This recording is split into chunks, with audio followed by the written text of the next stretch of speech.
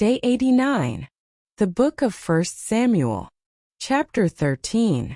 Saul was 30 years old when he became king, and he reigned over Israel 42 years. Saul chose 3,000 men from Israel. 2,000 were with him at Michmash and in the hill country of Bethel, and 1,000 were with Jonathan at Gibeah in Benjamin. The rest of the men he sent back to their homes. Jonathan attacked the Philistine outpost at Geba, and the Philistines heard about it. Then Saul had the trumpet blown throughout the land and said, "Let the Hebrews hear." So all Israel heard the news. Saul has attacked the Philistine outpost, and now Israel has become obnoxious to the Philistines. And the people were summoned to join Saul at Gilgal. The Philistines assembled to fight Israel with 3,000 chariots, 6,000 charioteers, and soldiers as numerous as the sand on the seashore. They went up and camped at Michmash, east of Beth-aven. When the Israelites saw that their situation was critical and that their army was hard-pressed, they hid in caves and thickets, among the rocks, and in pits and cisterns. Some Hebrews even crossed the Jordan to the land of Gad and Gilead. Saul remained at Gilgal, and all the troops with him were quaking with fear.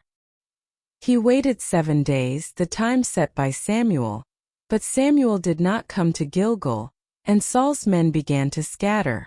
So he said, "Bring me the burnt offering and the fellowship offerings." And Saul offered up the burnt offering. Just as he finished making the offering, Samuel arrived, and Saul went out to greet him. "What have you done?" asked Samuel. Saul replied, "When I saw that the men were scattering, and that you did not come at the set time, and that the Philistines were assembling at Michmash, I thought, now the Philistines will come down against me at Gilgal, and I have not sought the Lord's favor. So I felt compelled to offer the burnt offering." "You have done a foolish thing," Samuel said. "You have not kept the command the Lord your God gave you. If you had, He would have established your kingdom over Israel for all time. But now your kingdom will not endure. The Lord has sought out a man after His own heart and appointed him ruler of His people, because you have not kept the Lord's command." Then Samuel left Gilgal and went up to Gibeah in Benjamin, and Saul counted the men who were with him. They numbered about 600. Saul and his son Jonathan and the men with them were staying in Gibeah in Benjamin, while the Philistines camped at Michmash. Raiding parties went out from the Philistine camp in 3 detachments. One turned toward Ophrah in the vicinity of Shual, another toward Beth-horon, and the third toward the borderland overlooking the valley of Zeboim facing the wilderness. Not a blacksmith could be found in the whole land of Israel, because the Philistines had said, "Otherwise the Hebrews will make swords or spears." So all Israel went down to the Philistines to have their plow points, mattocks, axes and sickles sharpened. The price was 2/3 of a shekel for sharpening plow points and mattocks, and 1/3 of a shekel for sharpening forks and axes and for repointing goads. So on the day of the battle not a soldier with Saul and Jonathan had a sword or spear in his hand. Only Saul and his son Jonathan had them. Now a detachment of Philistines had gone out to the pass at Michmash. Day 89. The Book of 1 Samuel. Chapter 14. One day Jonathan son of Saul said to his young armor-bearer, "Come, let's go over to the Philistine outpost on the other side." But he did not tell his father.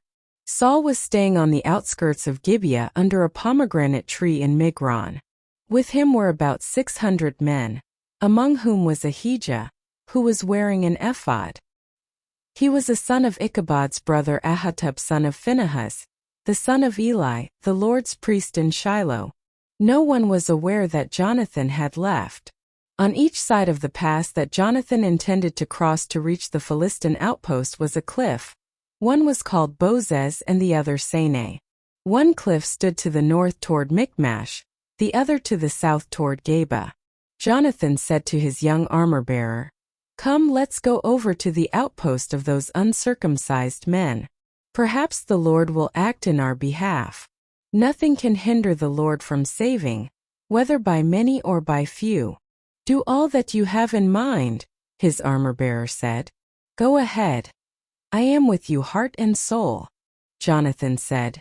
Come on then. We will cross over toward them and let them see us. If they say to us, wait there until we come to you, we will stay where we are and not go up to them. But if they say, come up to us, we will climb up, because that will be our sign that the Lord has given them into our hands. So both of them showed themselves to the Philistine outpost. Look, said the Philistines. The Hebrews are crawling out of the holes they were hiding in. The men of the outpost shouted to Jonathan and his armor-bearer, come up to us and we'll teach you a lesson. So Jonathan said to his armor-bearer, climb up after me. The Lord has given them into the hand of Israel. Jonathan climbed up, using his hands and feet, with his armor-bearer right behind him. The Philistines fell before Jonathan, and his armor-bearer followed and killed behind him. In that first attack, Jonathan and his armor-bearer killed some 20 men in an area of about half an acre. Then panic struck the whole army, those in the camp and field, and those in the outposts and raiding parties, and the ground shook. It was a panic sent by God. Saul's lookouts at Gibeah and Benjamin saw the army melting away in all directions. Then Saul said to the men who were with him, muster the forces and see who has left us. When they did, it was Jonathan and his armor-bearer who were not there. Saul said to Ahijah, bring the ark of God. At that time it was with the Israelites. While Saul was talking to the priest, the tumult in the Philistine camp increased more and more. So Saul said to the priest, withdraw your hand. Then Saul and all his men assembled and went to the battle. They found the Philistines in total confusion, striking each other with their swords. Those Hebrews who had previously been with the Philistines and had gone up with them to their camp went over to the Israelites who were with Saul and Jonathan. When all the Israelites who had hidden in the hill country of Ephraim heard that the Philistines were on the run, they joined the battle in hot pursuit. So on that day the Lord saved Israel, and the battle moved on beyond Beth-aven. Now the Israelites were in distress that day, because Saul had bound the people under an oath, saying, cursed be anyone who eats food before evening comes, before I have avenged myself on my enemies. So none of the troops tasted food. The entire army entered the woods, and there was honey on the ground. When they went into the woods they saw the honey oozing out, yet no one put his hand to his mouth because they feared the oath. But Jonathan had not heard that his father had bound the people with the oath, so he reached out the end of the staff that was in his hand and dipped it into the honeycomb. He raised his hand to his mouth and his eyes brightened. Then one of the soldiers told him, your father bound the army under a strict oath, saying, cursed be anyone who eats food today. That is why the men are faint. Jonathan said, my father has made trouble for the country. See how my eyes brightened when I tasted a little of this honey. How much better it would have been if the men had eaten today some of the plunder they took from their enemies. Would not the slaughter of the Philistines have been even greater? That day, after the Israelites had struck down the Philistines from Michmash to Aijalon, they were exhausted. They pounced on the plunder and, taking sheep, cattle, and calves, they butchered them on the ground and ate them, together with the blood. Then someone said to Saul, look, the men are sinning against the Lord by eating meat that has blood in it. You have broken faith, he said. Roll a large stone over here at once. Then he said, go out among the men and tell them, each of you bring me your cattle and sheep, and slaughter them here and eat them. Do not sin against the Lord by eating meat with blood still in it. So everyone brought his ox that night and slaughtered it there. Then Saul built an altar to the Lord. It was the first time he had done this. Saul said, let us go down and pursue the Philistines by night and plunder them till dawn, and let us not leave one of them alive. Do whatever seems best to you, they replied. But the priest said, let us inquire of God here.